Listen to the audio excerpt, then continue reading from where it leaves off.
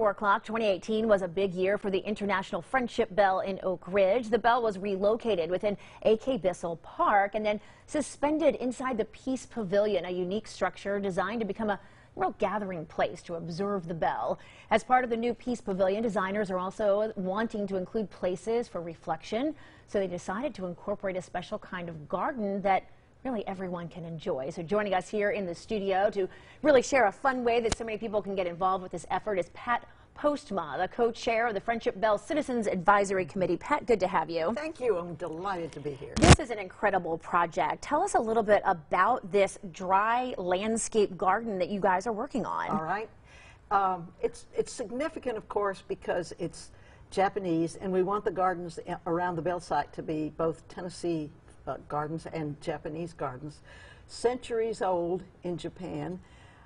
And one of the motifs of this bell and its pavilion is combining new technology with tradition. The bell, of course, is very traditional, but we have, for instance, carbon fiber beams that go across the top of the bell. And so this is another way to bring in traditional Japanese designs. And we are sharing some video up there as you're talking about this as well, because again, that was a big year last year as all of this was happening. So what will the gardens really look like? You said it's going to be a little bit Tennessee, a little bit of Japanese as well. The gardens on the entire site will be both Tennessee and Japanese, but this part that we're talking about today, the dry landscape garden, is a traditional Japanese. Most of us have probably seen pictures of these.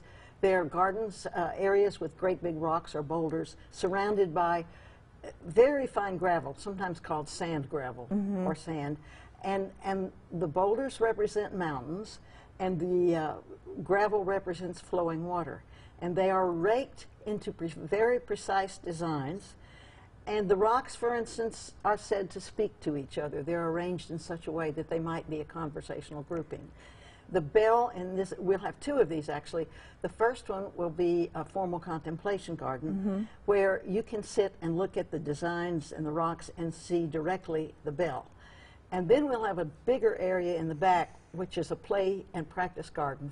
We want the community to get engaged in terms of learning how to do it, having fun, whereas they want to sit and rebalance their life for a minute or an hour at the formal part of the garden. It sounds very peaceful. Real quickly, before we run out of time here, I understand you need volunteers to help maintain the gardens. How can people get involved?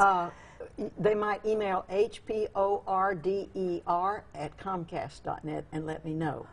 First thing to do, I need to come to the UT Arboretum Thursday night at 7 because our consultant and trainer is going to have a wonderful talk there.